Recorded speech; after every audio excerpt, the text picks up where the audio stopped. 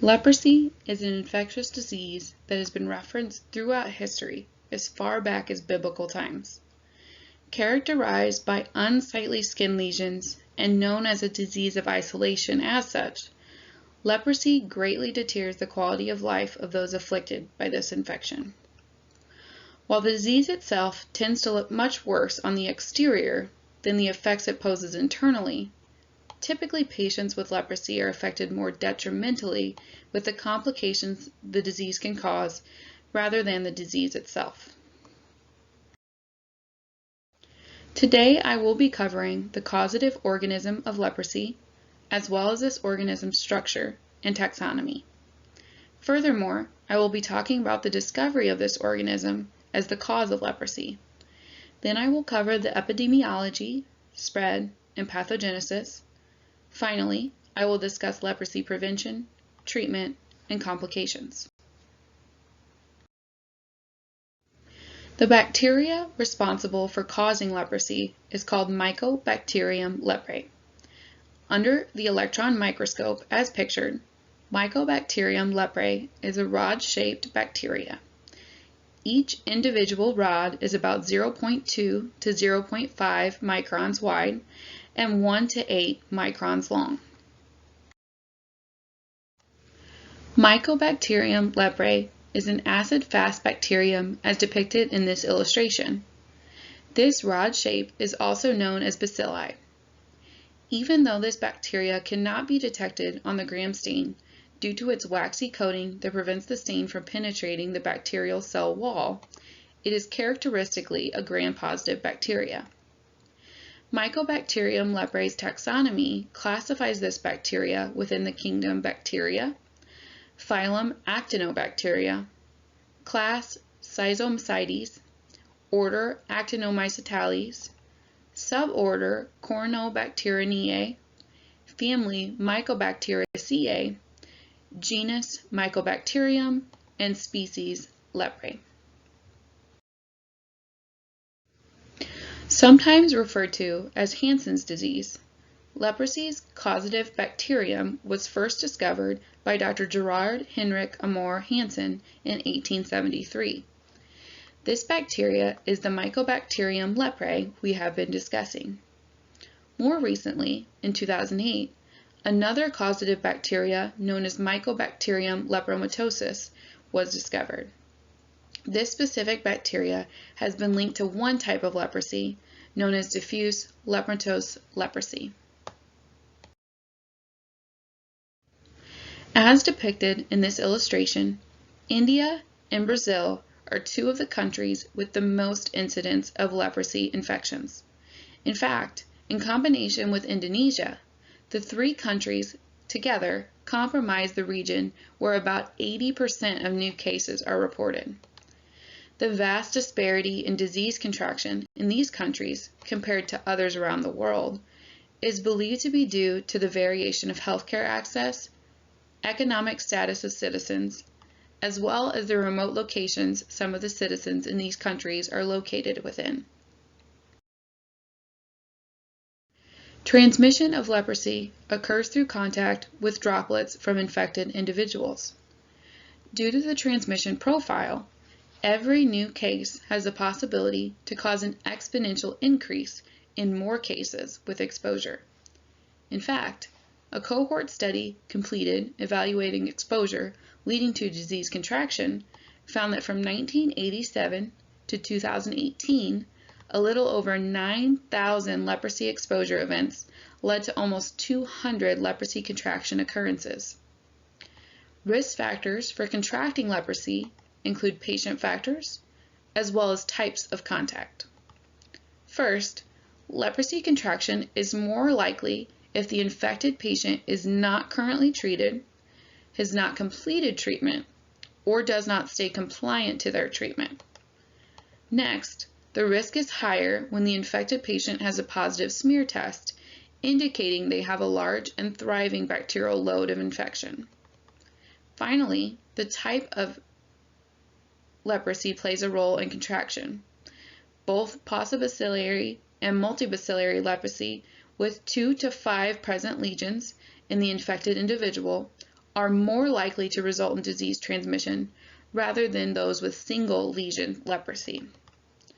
Type of contact also affects the transmission risk. Household contact results in contraction risk 4 times more than the general population. These would be people you live with on a daily basis.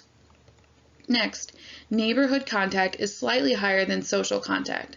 These are people you would live next to rather than just those you see every day. Also, regular short interactions pose the same risk of contraction as long contact duration for just one interaction. It's not subsequent interactions, but rather lengths of interaction that affects this transmission. Finally, other than humans, armadillos are the only reservoir known to harbor Mycobacterium leprae. In fact, it is believed that they may also pose leprosy transmission risk to humans who come into contact with them.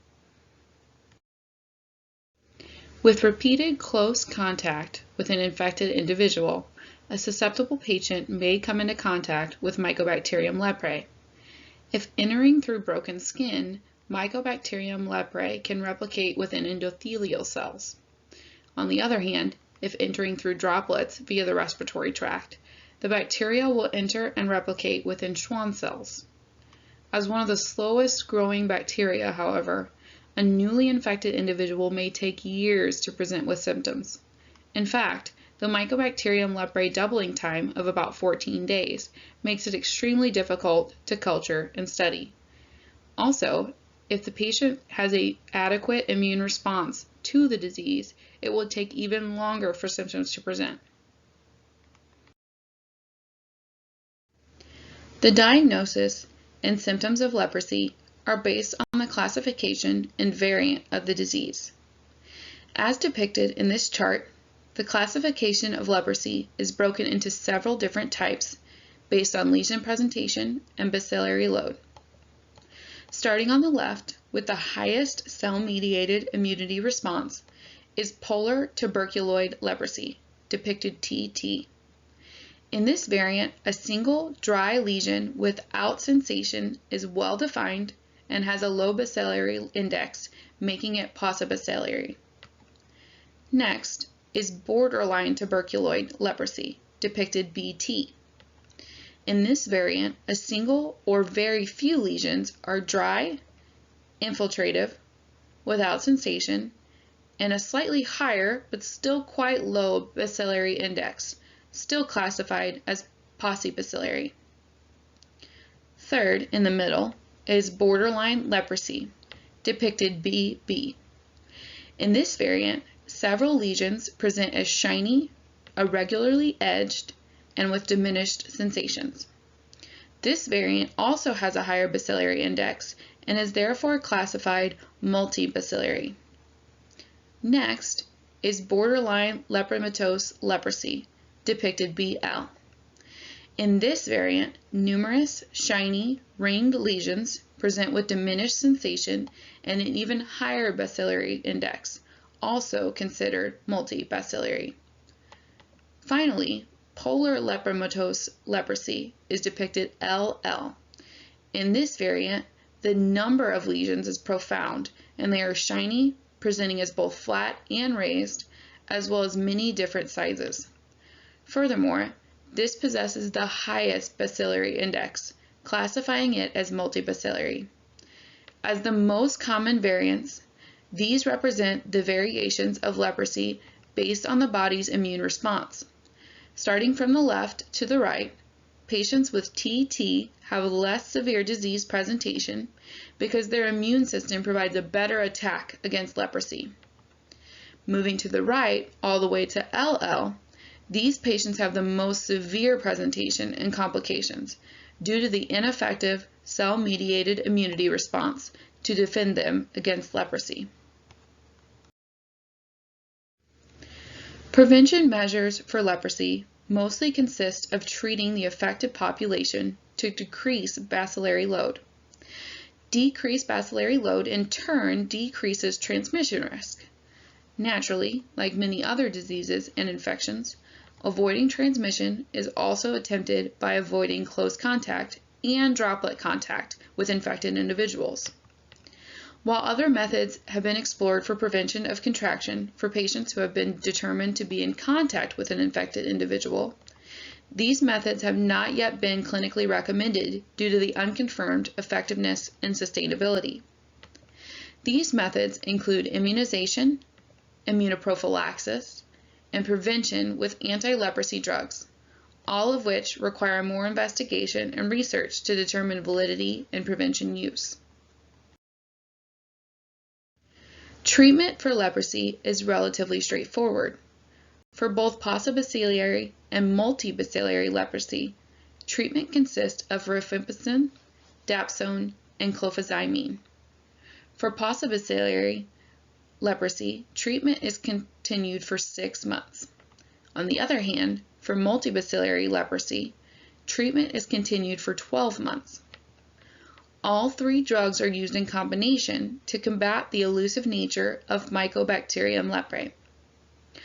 All bactericidal, the antibiotic rifampicin, and leprostatics dapsone and clofazimine all aim to kill the Mycobacterium leprae that causes leprosy. Rifampicin blocks RNA polymerase activity in order to kill bacteria. Clofazimine's mechanism is not well understood, but it binds to the DNA of Mycobacterium for destruction. Finally, dapsone blocks folate synthesis, which is needed for Mycobacterium survival, by inhibiting dihydropytyrate synthase. This multi-drug approach has been truly pivotal in the decrease of leprosy occurrence. In fact, since this therapy implementation, leprosy cases decreased from over 5 million in the 80s to less than 200,000 in 2017. As depicted in this illustration, complications of leprosy can result in permanent damage to the nerves, legs, arms, and nose. Furthermore, face disfiguration, muscle weakness, blindness, and even kidney failure can also occur. The lesions that leprosy is characterized by cause the damage and sensation loss. This bacteria is especially detrimental to the skin and peripheral nervous system because it thrives at slightly lower than body temperature. So the limbs and the skin that tend to be cooler than the inner structures and trunk of the body are where this bacteria tend to live and thrive. Ultimately, treatment of the complications is isolated to treatment and resolution of the bacterial infection itself. For complete eradication, it is imperative that leprosy patients follow their treatment plan until completion. Ultimately, leprosy outcomes look much different for patients than 50 years ago.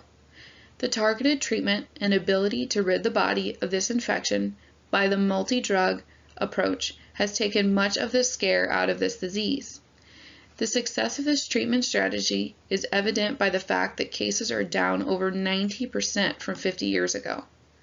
Finally, the prevention of transmission of this disease centers around avoidance of exposure. This can be achieved by early detection, treatment adherence, and continued vaccine research and development.